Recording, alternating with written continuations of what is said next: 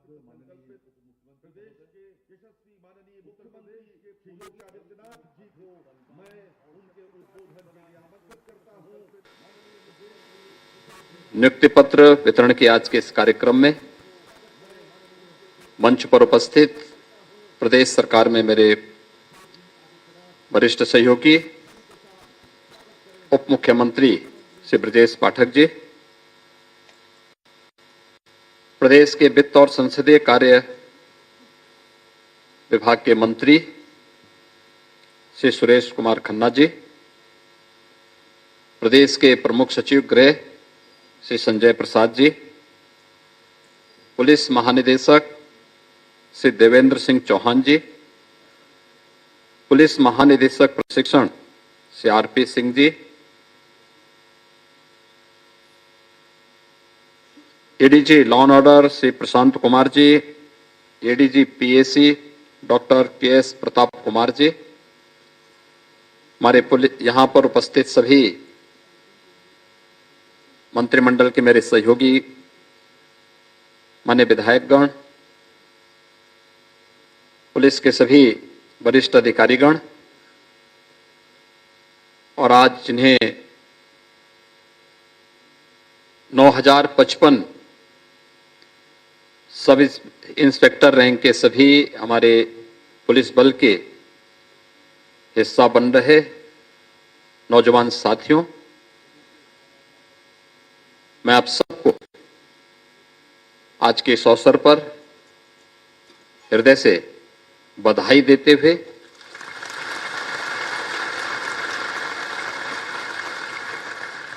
दुनिया के सबसे बड़े सिविल पुलिस बल के एक अभिन्न हिस्सा बनने के लिए आप सबका मैं हृदय से अभिनंदन करता हूं। अभी कुछ देर में आदरणीय प्रधानमंत्री जी का मार्गदर्शन भी आप सबको प्राप्त होगा। आप सब सौभाग्यशाली हैं कि नियुक्ति पत्र प्राप्त होते समय दुनिया के सबसे लोकप्रिय नेता प्रधानमंत्री मोदी जी का आशीर्वचन आप सबको प्राप्त होगा।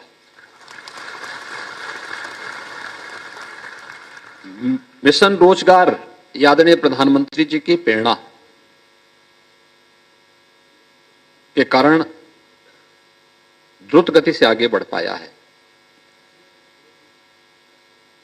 और मुझे इस बात के लिए प्रसन्नता है कि विगत 6 वर्ष के दौरान हमारी सरकार प्रदेश में लगभग 5.5 लाख युवाओं को प्रदेश सरकार के विभिन्न विभागों में समायोजित करने, उन्हें नौकरी देने, सरकारी नौकरी देने में सफल रही है,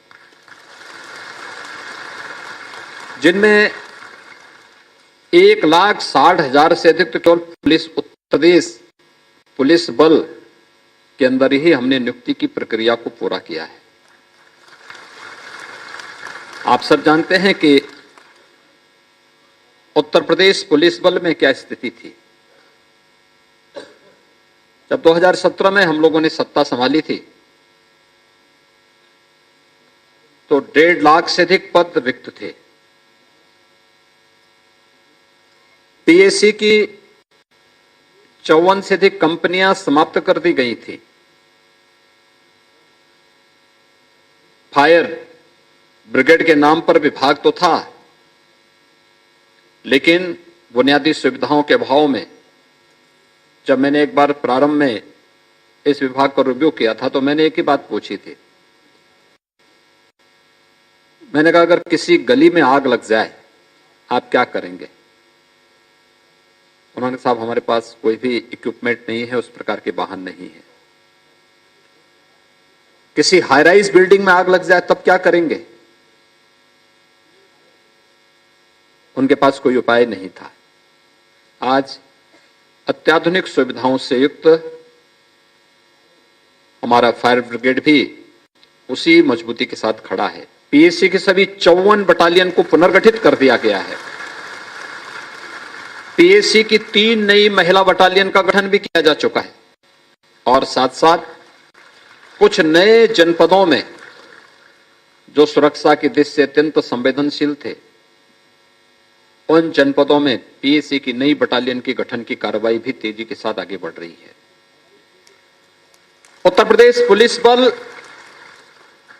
में जो 1.5 लाख से अधिक पुलिस कार्मिकों की जगह रिक्त थी, उन्हें पूरी पारदर्शी तरीके के साथ, निष्पक्ष और पारदर्शी तरीके के साथ उन्हें भर्ती की प्रक्रिया के साथ जोड़ करके प्रदेश के अंदर पुलिस बल के मनोबल को बढ़ाने के लिए अनेक कार्यक्रम किए गए। आज मैं कह सकता हूं कि पहली बार हुआ है जब उत्तर प्रदेश पुलिस बल में, जब हम लोग 2017 में आए थे, ट्रेनिंग की क्षमता मात्र 6000 की थी। हम इसको लगभग 3 गुना करने में सफल हुए हैं। आज हम कह सकते हैं, मैं यही पुलिस लाइन लखनऊ में गया था, अचानक मैं दोपहर में गया, मैंने देखा वहां पे पुलिस बैरक को देखने के लिए मैं निकला था। एक टूटी हुई चारपाई पे पुलिस का एक जवान लेटा हुआ था, ऊपर की छत टूटी हुई थी। तो मैंने कहा, क्या इसी में हमारे पुलिस के जवान रहते हैं? किसी के मुंह से आवाज नहीं निकल रही थी। हमने कहा, जितना भी हो सकता है, अगर पुलिस की भर्ती की प्रक्रिया को हम आगे बढ़ा रहे हैं तो अवस्थापना सुविधाएं भी होनी चाहिए। हर पुलिस लाइन में, हर थाने में, हर पुलिस चौकी में अवस्थापना सुविधाओं का विकास किया जाना चाहिए। अच्छे बैरक बनने चाहिए महिलाओं के लिए, पुरुषों के लिए। महिलाओं की संख्या बढ़े, आधी आबादी के अनुरूप उन्हें प्रतिनिधित्व भी मिले। 2017 की तुलना में आज महिला कार्मिकों की संख्या 3 गुनी से अधिक उत्तर प्रदेश पुलिस बल में है। यह दिखाता है कि एक सकारात्मक दिशा में हम लोग आगे बढ़े हैं और उसी का परिणाम है। सुशासन की पहली शर्त है सुरक्षा, कानून का राज। और कानून के राज के लिए आवश्यक है कि हमें हर हाल में बल के इकबाल को बनाए रखना है, हर हाल में बनाए रखना है। एक कॉमन मैन के प्रति हमारा व्यवहार अत्यंत ही मित्रतापूर्ण होना चाहिए, सद्भावनापूर्ण होना चाहिए। लेकिन अपराधी कोई भी हो, कानून के साथ खिलवाड़ करने वाला व्यक्ति कोई भी क्यों ना हो, कितनी बड़ा क्यों ना हो, उसके साथ जीरो टॉलरेंस की नीति के तहत उसे कानून के कटघरे में खड़ा करके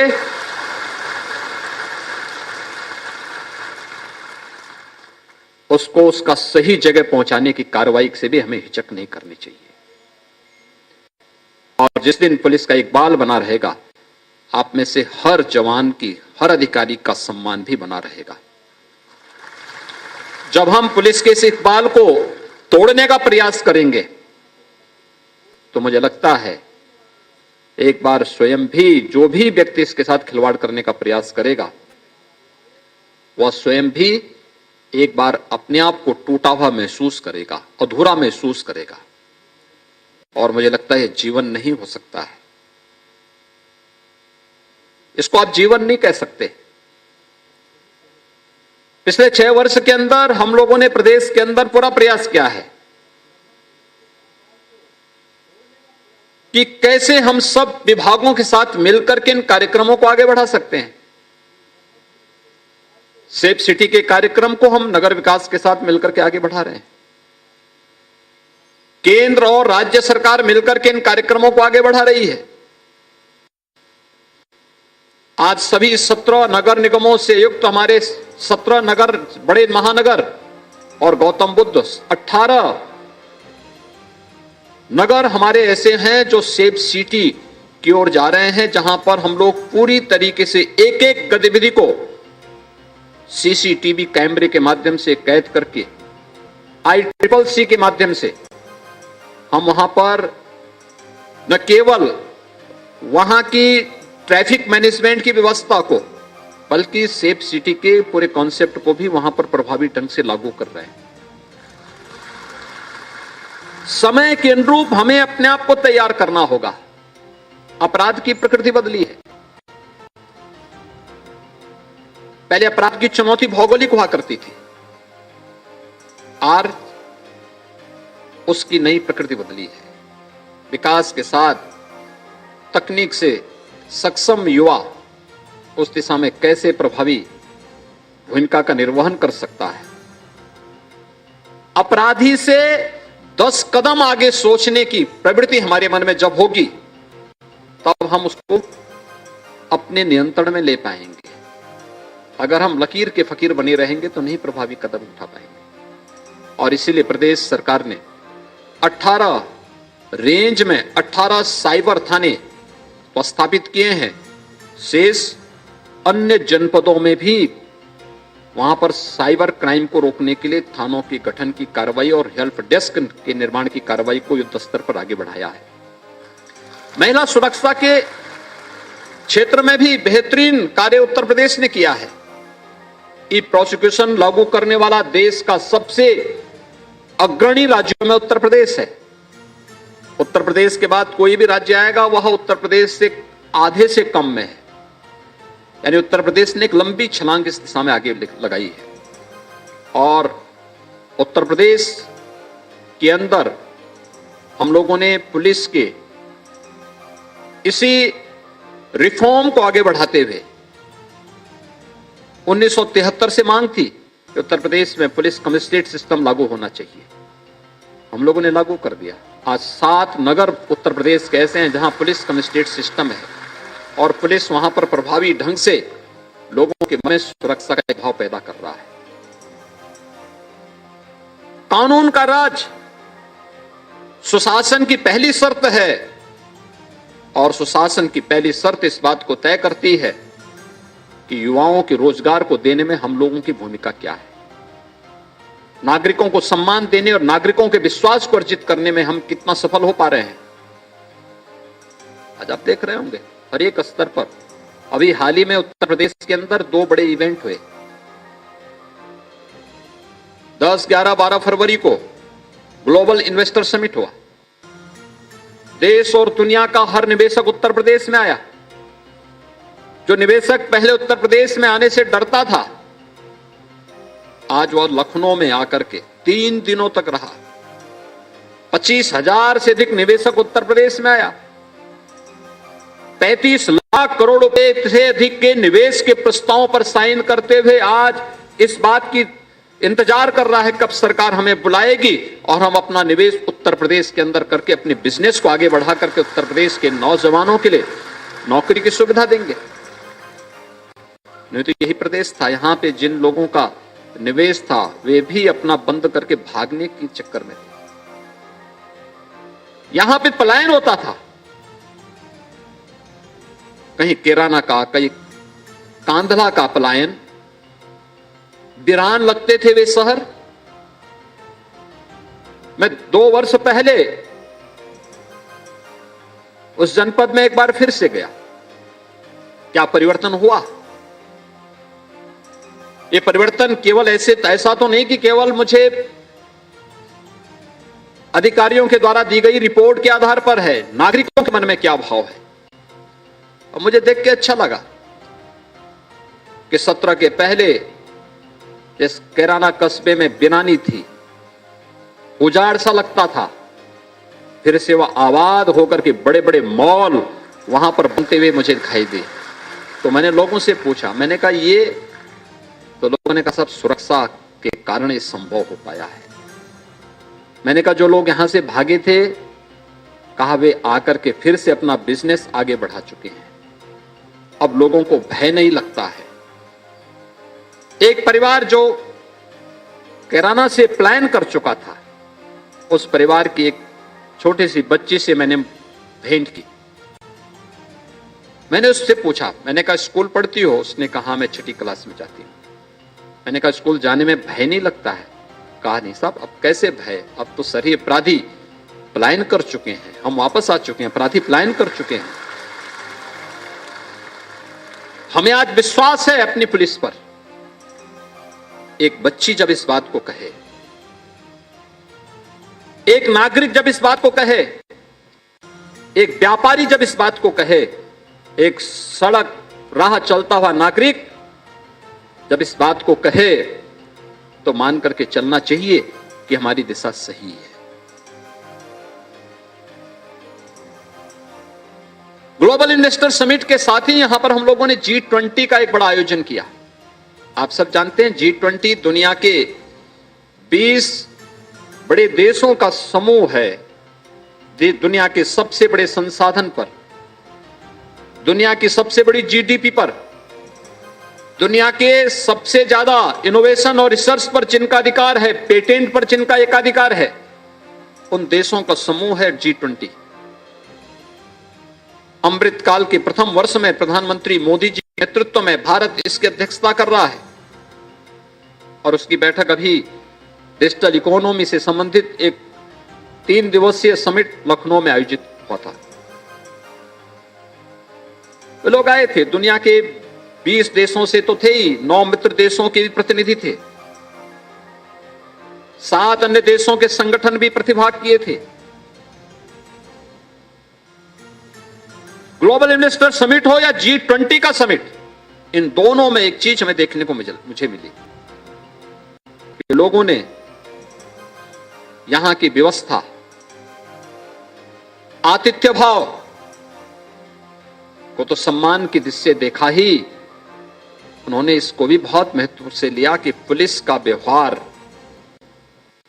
उनके प्रति और नागरिकों के प्रति कैसा है, और उसकी उन्होंने अंततः सराहना की। एक बड़ा भाव है, आप याद कर सकते हैं, अगर हम ठान ले तो क्या नहीं हो सकता है, क्या नहीं हो सकता है। ग्लोबल इन्वेस्टर समिट में 25,000 लोगों ने प्रतिभाग किया था और प्रतिभाग करने के बाद कहीं भी हमें अव्यवस्था नहीं दिखाई दी।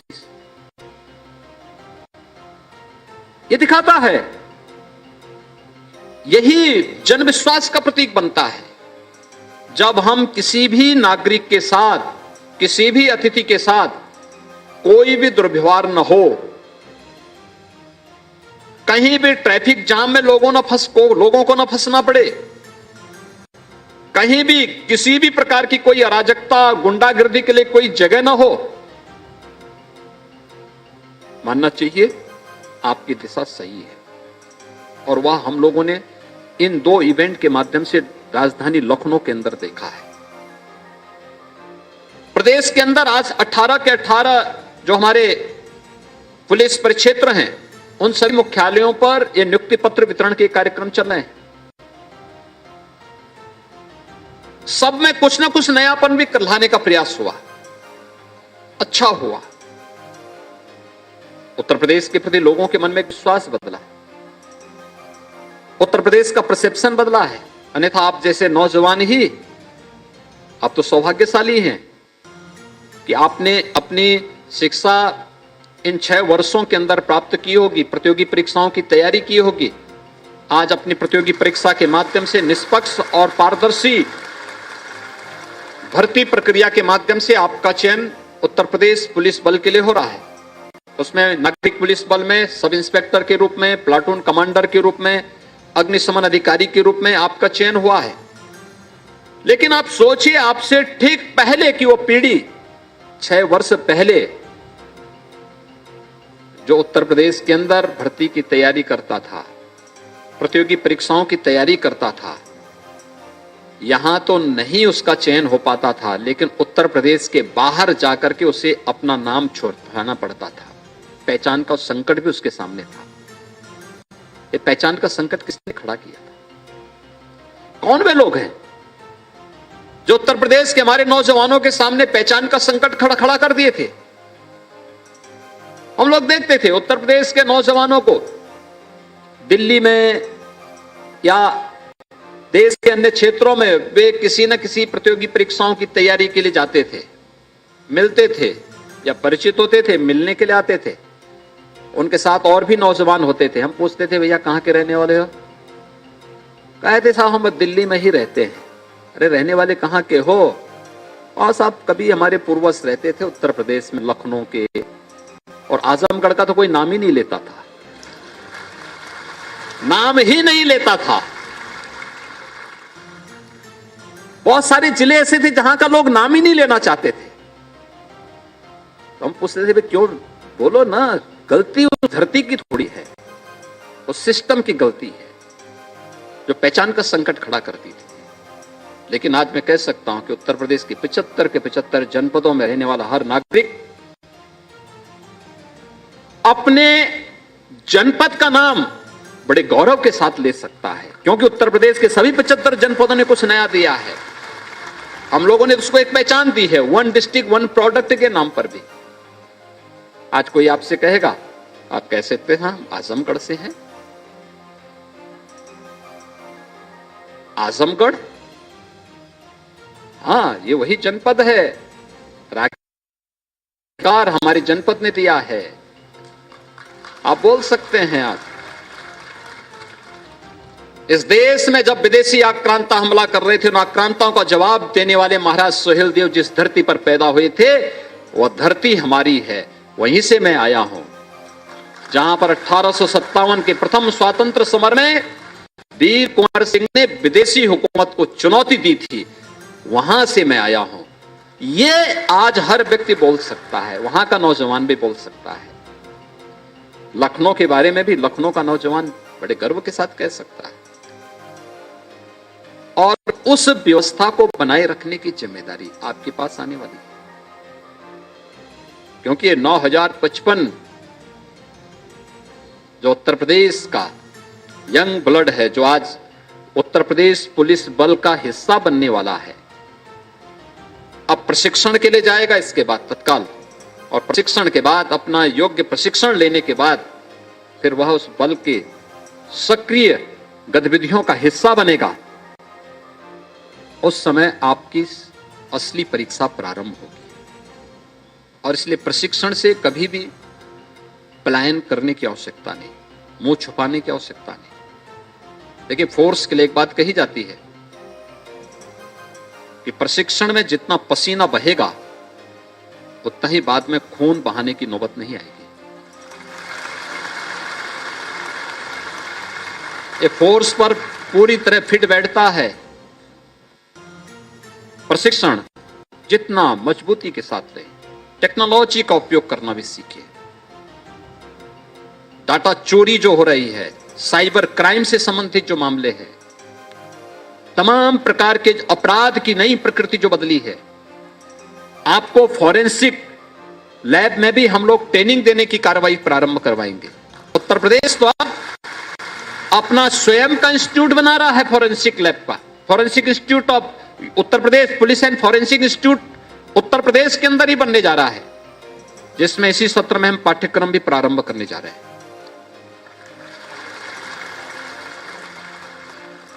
व्यवसायिक दृष्टि से दक्ष फोर्स आज की आवश्यकता है, और उसके लिए आपको अपने आप को तैयार करना है। और उसके लिए आज आप सबके प्रति अपनी शुभेच्छा व्यक्त करने के लिए, अपनी बधाई देने के लिए हम सब आज यहां पर आपके बीच में एकत्र हुए हैं। मैं एक बार फिर से यहां पर एकत्र हुए अपने सभी नवनियुक्त अधिकारियों को और 18 हमारे रेंज मुख्यालयों पर